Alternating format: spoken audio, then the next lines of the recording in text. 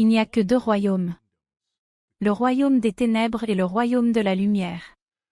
Ceux qui n'appartiennent pas à Christ sont sous la puissance du royaume des ténèbres. Ceux qui appartiennent au Christ ont été sauvés de la domination des ténèbres et placés sous le pouvoir d'une nouvelle juridiction, le royaume des cieux. Autrefois, vous étiez morts à cause de votre désobéissance et de votre multiplicité, puisque vous viviez dans le péché comme le reste du monde, obéissant au diable, le commandant des puissances du monde invisible. Il est l'esprit à l'œuvre dans le cœur de ceux qui refusent d'obéir à Dieu. Nous vivions tous de cette façon, suivant les désirs passionnés et les inclinations de notre nature pécheresse. Mais de par notre nature même, nous étions soumis à la colère de Dieu, comme tout le monde.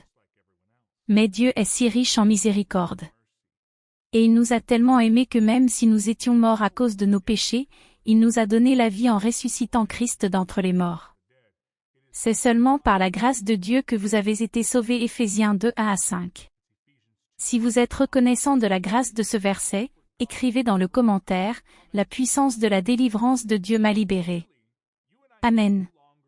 De toute évidence, vous et moi n'appartenons plus à l'ennemi ni à son royaume. L'ennemi ne peut plus nous toucher. Nous savons que les enfants de Dieu ne pratiquent pas le péché car le Fils de Dieu les tient en sécurité et le malin ne peut pas les toucher. C'est le 1 Jean 5 verset 18 dit. L'ennemi ne peut plus vous posséder, vous habiter ou vous dominer. Pourtant, l'ennemi peut vous attaquer. La manière dont l'ennemi attaque les croyants. C'est tout à fait différent de la façon dont il attaque l'incroyant. Le combat spirituel est différent pour le chrétien. De la façon dont cela se passe pour les non-chrétiens. En fait, l'incroyant n'est même pas engagé dans un combat spirituel. Ils ne résistent pas du tout à l'ennemi et ne se battent pas du tout contre sa volonté. Ils sont simplement totalement soumis au pouvoir de l'ennemi. L'incroyant est soumis au pouvoir des malédictions, de la possession démoniaque et des pires formes d'agression démoniaque. Dans les cas graves d'influence démoniaque, il est même possible que les démons nuisent directement et physiquement à l'incroyant. L'ennemi attaque l'incroyant depuis un lieu d'autorité. En revanche, l'ennemi attaque le croyant dans une position désespérée de défaite.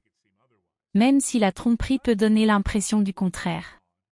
Parce que toi et moi appartenons désormais à Dieu. L'ennemi est assez limité quant à la manière dont il peut nous attaquer. Cela ne signifie pas que nous devrions être apathiques ou ignorants des stratégies du diable. Nous devons nous engager dans la lutte contre l'influence démoniaque. Mais face aux démons, il y a un équilibre à trouver. Certains croyants sont tellement obsédés par les démons et le pouvoir démoniaque qu'ils minimisent la puissance du Saint-Esprit. Et d'autres croyants sont tellement sceptiques quant au pouvoir démoniaque qu'ils s'exposent aux attaques. Pour vous aider à trouver le bon équilibre face aux démons, je veux vous montrer, à l'aide des Écritures, les limites des êtres démoniaques. Premièrement, les démons ne sont pas omniprésents. Lorsqu'un mauvais esprit quitte une personne, il va dans le désert à la recherche de repos, mais n'en trouve pas. C'est Matthieu 12, 43. Les démons ne peuvent être qu'à un seul endroit à la fois. Le verset de Matthieu 12 illustre le fait que les démons voyagent. Ils se déplacent. Le fait qu'ils puissent se déplacer est la preuve qu'ils ne sont pas omniprésents par définition. Si quelqu'un est omniprésent, il est incapable de se déplacer d'un endroit à un autre puisqu'il est déjà partout à tout moment. Deuxièmement, les démons ne peuvent pas lire dans vos pensées. Les Écritures communiquent clairement que Dieu seul peut voir dans le cœur humain. Seul Dieu connaît vos pensées. Exauce-le des cieux, du lieu de ta demeure, et pardonne, agis, et rends à chacun selon ses voies, toi qui connais le cœur de chacun, car seul tu connais le cœur de tous les enfants des hommes. 1 Roi 8, 39. Il peut parfois sembler que l'ennemi puisse lire dans vos pensées, mais bibliquement parlant, cela ne peut jamais être le cas. Si quelqu'un pense qu'un être démoniaque lit dans ses pensées, il doit envisager au moins deux possibilités. La première possibilité est qu'ils confondent leurs propres pensées négatives avec des voix démoniaques lorsqu'un démon semble répondre à ce que vous pensez. Il est possible que cette réponse soit en fait votre propre voix négative de la chair. La deuxième possibilité est que les êtres démoniaques lisent simplement des indices extérieurs. Il convient de noter que les êtres démoniaques étudient l'humanité depuis des milliers d'années. Ce sont des assassins spirituels hautement qualifiés. Ils connaissent la nature humaine simplement en regardant le langage corporel, en écoutant les inflexions de la voix ou en observant vos actions. Ils peuvent avoir une idée assez claire de ce qui se passe en vous. Par exemple, si j'ai quelque chose en tête, ma femme peut dire ce qui me passe par la tête rien qu'en me regardant. Elle n'a pas besoin de pouvoir lire dans mes pensées pour pouvoir me lire.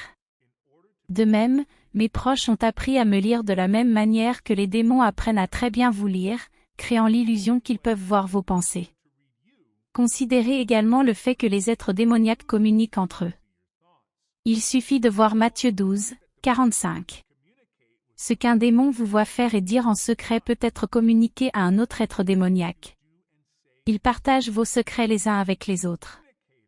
Ils pourraient utiliser ces informations pour créer l'illusion qu'un démon ou une personne influencée par le démon lit dans vos pensées alors qu'ils ne font en réalité que recevoir des informations des êtres démoniaques qui vous observent régulièrement grâce à une observation attentive. Les démons peuvent voir des indices qui leur indiquent quel mensonge vous affecte le plus. Ils savent quand vous êtes anxieux, déprimé, paranoïaque, en colère, tenté, etc. Par exemple, un être démoniaque pourrait dire que Dieu vous a rejeté. Ensuite, il attend de voir si votre fréquence cardiaque augmente. Si vous arpentez la pièce ou même si vous sautez en ligne et lancez une recherche de versets bibliques sur le rejet de Dieu de l'extérieur, vos indices seuls.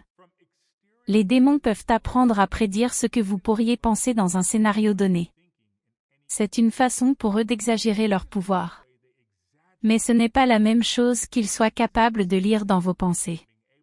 Numéro 3, les démons ne peuvent pas voir l'avenir. Souvenez-vous des choses anciennes, car je suis Dieu et il n'y a personne d'autre. Je suis Dieu et personne n'est comme moi. Déclarez la fin depuis le début et depuis les temps anciens. Les choses qui ne sont pas encore faites. Dire mon conseil sera maintenu et je ferai tout mon plaisir.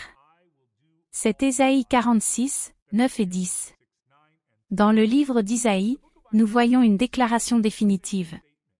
Il n'y a personne comme moi qui déclare la fin depuis le début. C'est plutôt simple ici. L'une des capacités distinctives de Dieu est sa capacité, son pouvoir exclusif de voir le passé, le présent et le futur comme une seule image, de la même manière que les démons peuvent lire les gens sans lire dans les pensées afin qu'ils puissent faire des suppositions éclairées sur l'avenir. Cela expliquerait pourquoi certains qui opèrent sous un pouvoir démoniaque semblent capables de prédire certaines choses. Tout comme un économiste peut faire une estimation éclairée de l'économie.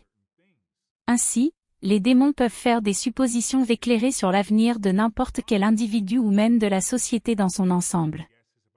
Ils recherchent des indicateurs et des tendances clés. De plus, il est également possible que des êtres démoniaques travaillent pour réaliser leurs propres prédictions. Mais nous pouvons conclure que les êtres démoniaques ne peuvent pas être omniprésents, ne peuvent pas lire dans les pensées et ne peuvent certainement pas voir l'avenir. Ce sont leurs limites générales. Bref, contre le croyant. Les démons peuvent utiliser leur voix pour mentir et tourmenter, mais guère plus. Si vous avez trouvé cet enseignement utile, n'oubliez pas de laisser un like et restons connectés. N'oubliez pas de vous abonner et d'activer la cloche pour ne manquer aucune nouvelle vidéo.